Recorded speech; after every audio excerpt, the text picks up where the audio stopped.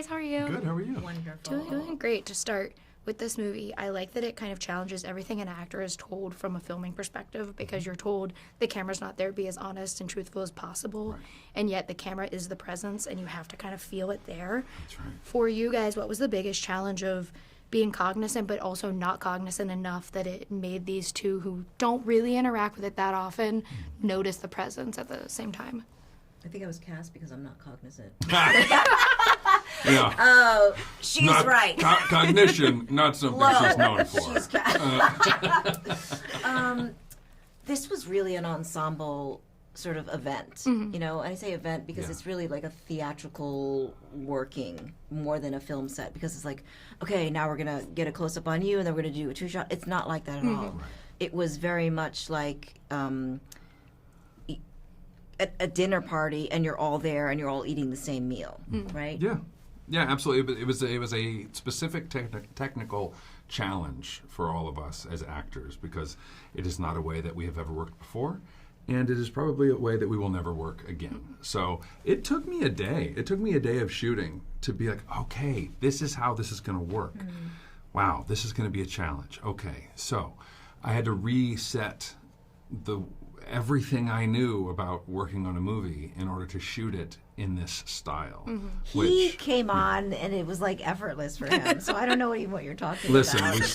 we stuff it down. But I had also worked with Steven before, so I had a bit. At least I had an idea of his style, which is very reserved and not terribly effusive. So as a performer, even generally speaking, I need a little feedback. Was that good? Tell me I did good. I was doing a lot of patting him on the shoulder. Yeah. The best husband ever. Thank you. No, but for the kids, our kids in the movie, they didn't get feedback. And, for Eddie, it was his first job ever. And he was just wonderful in it. They were just like, is it right? Is it, are we doing the right thing? And we're like, if you're not getting any notes, you're doing great. Yeah. Don't worry. You know you've done well when Steven says moving on. They're going to tell you, they, Yeah. he's going to tell you if he needs more and why. Yeah. But he didn't do that. I think he really hired each of us to really, he trusted us to do what we were supposed to do, and we did. And we trusted each other. We got together ahead of time, and we're like, this is how this is going to go.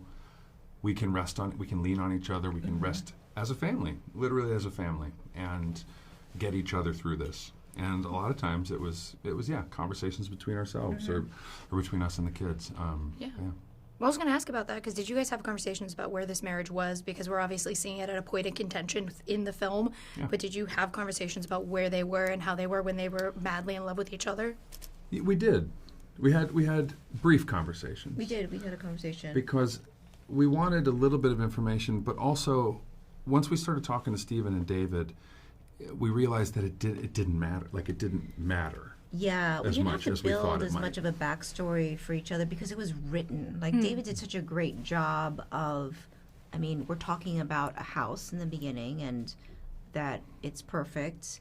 And then just the very few couplets that were spoken about the house gave away what this relationship, where it was, how much disrepair it was in, and who was really wearing the pants in the family. Yeah. And also it, in a very succinct way, showed her favoritism towards her son. Right. Yeah. Just in that first scene. And what I love about how Steven shot it is that the conversation is happening, and then the camera goes into the other room, to find our daughter, right, in looking around the house. And then Julia comes in with, the realtor, but we're still having this conversation about like the logistics, and he's talking about, well, don't you think that she needs time? And there's things that the audience is like, what is he talking about? But they figure it out very quickly. Right. Yeah. That's hard. That's hard for it's them. very hard to do. For them, that for any writer and director to just trust that the audience is going to catch up. Yeah. And without all this like, oh, this is the family. This Yeah. person lost somebody. It's that to me is just like knowing that your audience is smart and let them be okay with figuring it out. Yeah. It makes it more interesting. Yeah. Yeah. Well, thank you guys so much for having me. I love this movie. Chris, I need you to do stunt casting as Hermes in Hadestown again because I was like, I want to see it. You know, we've been talking about it a Good. lot over the last few years, so Good. I hope that works out.